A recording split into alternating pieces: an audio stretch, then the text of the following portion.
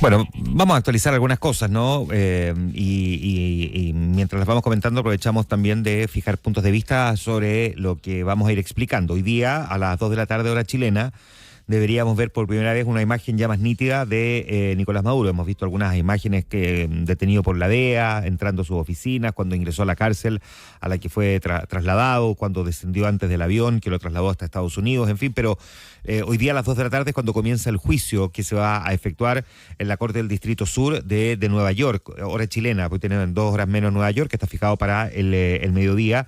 Va a comparecer ante un juez federal en Nueva York para ser notificado formalmente de los cargos que va a enfrentar en una audiencia inicial que marca su ingreso al sistema judicial estadounidense. Abre aquí una etapa procesal que va a tener mucho impacto, tanto diplomático como político.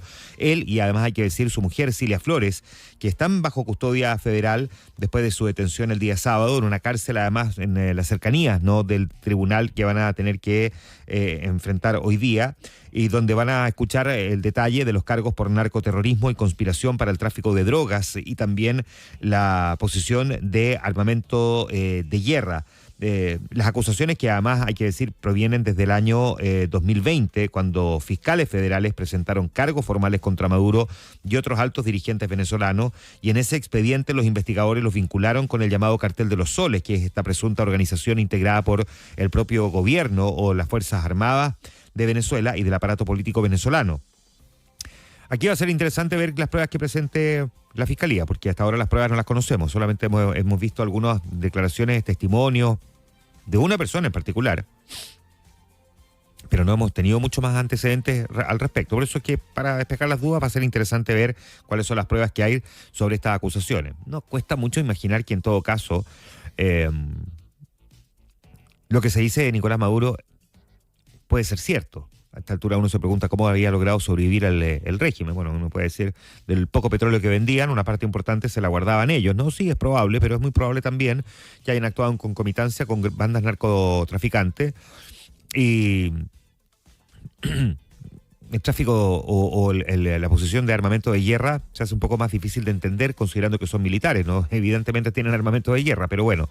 De todas formas, las pruebas van a despejar un poco las dudas que hay sobre si este fue un caso inventado para sacarlo del poder o efectivamente existen argumentos para su detención. El argumento de Estados Unidos es que básicamente la utilización de bandas guerrilleras para traficar drogas, por eso esto de narcoterrorismo, bandas guerrilleras son consideradas por Estados Unidos como terroristas, estaban llevando la droga hacia territorio norteamericano y por lo tanto esto es lo que justifica, según ojos del presidente Donald Trump, el que a Nicolás Maduro se le haya podido detener y se le pueda enjuiciar ahora, porque lo que acusa es que estaba inundando Estados Unidos de cocaína, un mecanismo de desestabilización que, por supuesto, es lo que lleva a que hoy día tenga que enfrentar este tribunal.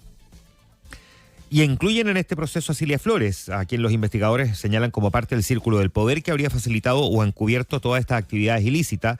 Ya figuraba su nombre en una serie de antecedentes judiciales previos en Estados Unidos. De hecho, en el año 2017, 2 sobrinos de Flores recibieron condenas en Nueva York después de intentar introducir cocaína en territorio estadounidense, un episodio que, según la Fiscalía, es parte, digamos, del entramado familiar y político que está bajo la investigación. Desde el punto de vista estrictamente judicial, la audiencia prevista para hoy día no supone el comienzo de un juicio, ni tampoco la valoración de las pruebas. O sea, no esperen que hoy día vayamos a ver las pruebas, los detalles de esas pruebas. No, sí es un acto procesal que da comienzo formal al caso con el acusado presente ante el tribunal, y en esta instancia la Fiscalía expone los cargos, la defensa puede anticipar objeciones preliminares y el juez adopta decisiones iniciales sobre cuestiones como la detención preventiva, el calendario procesal y las condiciones de acceso a la evidencia. Al menos eso nos va a permitir dibujar, trazar, ¿no?, el futuro de lo que deberíamos ver, cuánto podría tardar este juicio y convertirlo, por supuesto, en un antecedente que a uno le permita tener un cronograma de lo que se viene por delante. Va a ser interesante mirar también quién va a defender a Nicolás Maduro, porque Nicolás Maduro no puede llevar abogados venezolanos, tienen que ser abogados que estén inscritos digámoslo así, como estén colegiados en Nueva York. En Estados Unidos funciona por estado, no es como países como el nuestro, ¿no? Tú estudiaste Derecho y te titulaste, juraste ante los miembros de la Corte Suprema y puedes ejercer en todo el territorio nacional. No, en Estados Unidos hay que estar inscrito en un registro en el estado para poder operar como abogado, y si los abogados venezolanos no están inscritos, ojalá que además, si son abogados venezolanos, hablen mejor inglés que Nicolás Maduro, Y por lo tanto vamos a ver quién lo va a defender ahora. Abogados hay en todas partes para defender y la pregunta es si Nicolás Maduro tiene los recursos como para poder pagar esos abogados. Usted dirá, pero obvio que los tiene, sí. Si el tema es si efectivamente puede acceder a ellos y no se los confiscaron, cosa que hasta ahora no nos han dicho si efectivamente ocurrió o no ocurrió así, que le hayan confiscado los recursos y por lo tanto haya quedado muy limitado a la posibilidad de acceder a la plata para poder pagarle a esos abogados. Aquí el expediente va a abrir además una serie de debates jurídicos que creo van a ser bastante relevantes. Uno, por ejemplo, que está relacionado con el alcance que tiene la jurisdicción estadounidense sobre hechos ocurridos fuera de su territorio. El Departamento de Justicia lo que hace es que fundamenta su competencia en el impacto directo del narcotráfico sobre Estados Unidos y en el uso de rutas internacionales cuyo destino final era precisamente también Estados Unidos.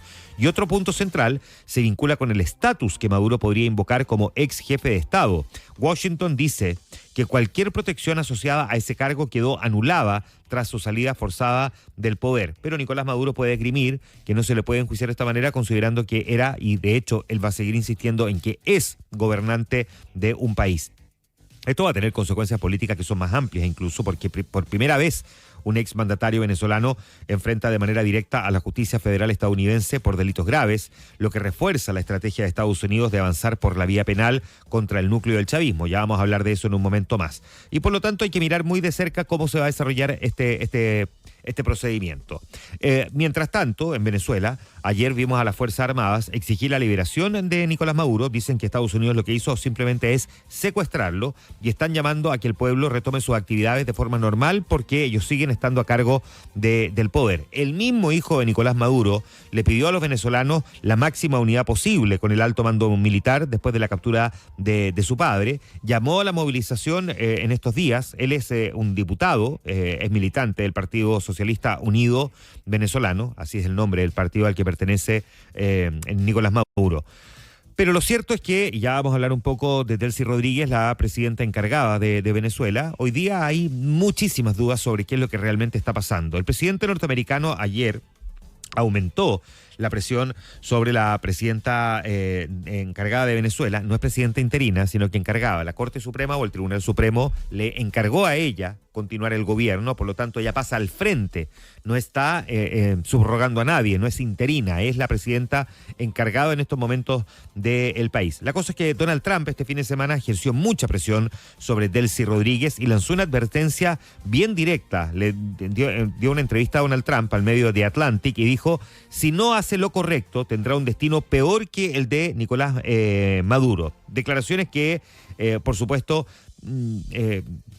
ya han sido bastante cuestionadas. Ya vamos a ir al punto del por qué, aunque creo que ni siquiera es muy necesario explicarlo, pero ya lo vamos a analizar. Pero llegan en un contexto a esas declaraciones, que es un contexto que está muy marcado por señales muy ambiguas desde Venezuela, porque el día sábado, Delcy Rodríguez había hecho una conferencia de prensa, o más que una conferencia de prensa, hizo una intervención pública cuestionando a el accionar de Estados Unidos y exigiendo la liberación de Nicolás Maduro. Pero horas antes, Donald Trump había dado a entender que Marco Rubio, el canciller, el secretario de Estado norteamericano, estaba en contacto y coordinado con ella respecto del futuro del gobierno venezolano. Entonces, costaba un poco entender si efectivamente Delcy Rodríguez estaba en coordinación con el gobierno norteamericano o efectivamente las relaciones están rotas, quebradas, porque ella apareció como dando una señal de lealtad absoluta al gobernante detenido y extraditado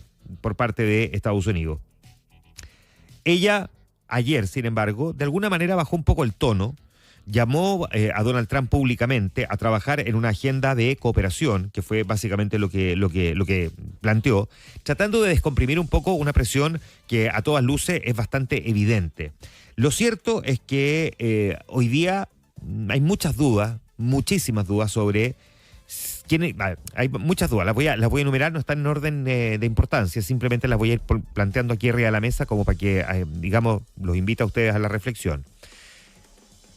¿Traicionó a alguien a Nicolás Maduro? ¿Alguien lo entregó? Había una recompensa por lo demás de $50 millones. ¿Puede Delcy Rodríguez estar siendo lo suficientemente pragmática de haber coordinado con Estados Unidos la entrega a Nicolás Maduro, decirle: mira, así opera, en este lugar esta es la cantidad de guardias que tiene, de esta manera ustedes pueden ingresar, porque podría haber ocurrido, y que ella haya coordinado con Estados Unidos el tener un discurso hacia afuera, hacia los venezolanos y los militares venezolanos, de lealtad a Maduro, pero puertas adentro, en realidad estar coordinada con el gobierno norteamericano para establecer una transición. Bueno, es una duda que hay. 2.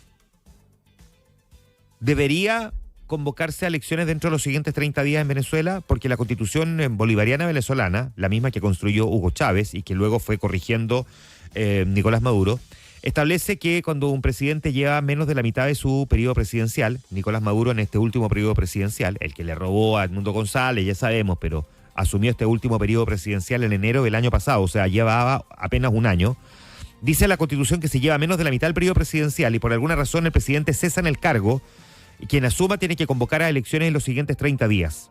Y la pregunta es si Delcy Rodríguez va a convocar a elecciones o se va a mantener en el periodo de forma indeterminada. Eso por ahora tampoco está del todo claro. Es una duda también bastante razonable. 3.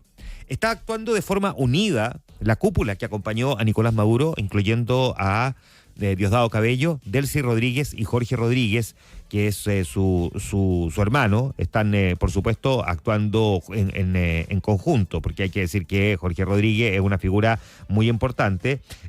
Jorge Rodríguez, el presidente de la Asamblea Nacional en algún momento, jefe de todas las delegaciones que en algún momento establecieron diálogos con la oposición. Él es una figura clave y probablemente él está, digamos, muy coordinado con su hermana, Delcy. Pero Diosdado Cabello es una figura muy leal a Nicolás Maduro. Y la pregunta es si están actuando en conjunto o si hay un quiebre en la cúpula que acompañó al dictador, por lo que uno podría imaginar esto pueda provocar el desplome en algún momento del gobierno venezolano. Lo cierto es que por ahora esas dudas no se han respondido. Se conoció ayer que 32 militares cubanos, que eran los guardias de Nicolás Maduro, murieron en el operativo norteamericano. De quirúrgico, el operativo gringo no tuvo nada. O sea, esto no fue la captura de Osama Bin Laden, que ustedes recordarán, de verdad que fue quirúrgica. Ahora, hay que decir que Osama Bin Laden efectivamente estaba como echado en un sillón haciéndole cariño al perro y viendo tele cuando lo capturaron. Pero Nicolás Maduro estaba durmiendo con su mujer, o sea, es más o menos equivalente. Y en el caso de Osama Bin Laden no vimos ni bombardeos ni explosiones, sino que simplemente ingresó un comando de élite y lo detuvo, lo capturó, bueno, y luego sabemos que lo ejecutaron. Pero en el caso de Nicolás Maduro vimos explosiones en vastos sectores de Caracas, afectando las comunicaciones, antenas satelitales, en fin. De hecho, las imágenes de día son bien elocuentes del grado de destrucción. Se calcula que murieron cerca de 80 personas en esos operativos para capturar a Nicolás Maduro y que 32 de sus guardias personales, todos cubanos, o en la gran mayoría cubanos, también murieron. O sea, esto no fue quirúrgico, fue bastante amplio, por decirlo así. De todas formas, claro, Estados Unidos dice cumplió el objetivo. Lo que pasa es que Estados Unidos, el sábado en la mañana, cuando entregó los primeros antecedentes, dijo que habían algunos heridos, pero que no había muerto nadie. Y hoy día estamos hablando de cerca de 80 víctimas fatales en un operativo que, por supuesto, tiene ese componente que genera bastante ruido. Y además produce una preocupación adicional, porque el accionar de Donald Trump ha estado muy cuestionado. Ya vamos, insisto, a hablar de esto en un momento más en nuestro segundo bloque. Pero está cuestionado además porque ayer el presidente de Estados Unidos anticipó, no sé si anticipó, pero amenazó con que un destino más o menos equivalente podría ocurrir en Cuba y también en Colombia. Tuvo palabras de amenaza para México y también para Groenlandia. Y esto, por supuesto, enciende una serie de alarmas en la comunidad internacional. Comunidad internacional que está confrontada. Hoy día el mundo está medio trizado en dos posturas que son bien antagónicas sobre si respaldar el accionar del presidente de Estados Unidos o si condenarlo. Hay reunión, de hecho, hoy, a petición de Colombia, del Consejo de Seguridad de Naciones Unidas, cuyos 5 miembros permanentes están también divididos. Rusia y China están del lado de Venezuela y está Estados Unidos, Francia y el Reino Unido, que se han parado del lado, por supuesto, norteamericano. De eso vamos a hablar en el siguiente bloque, porque ahí hay varias cosas que analizar que son muy importantes para tratar de entender el mundo en el que estamos parados en este comienzo del 2026.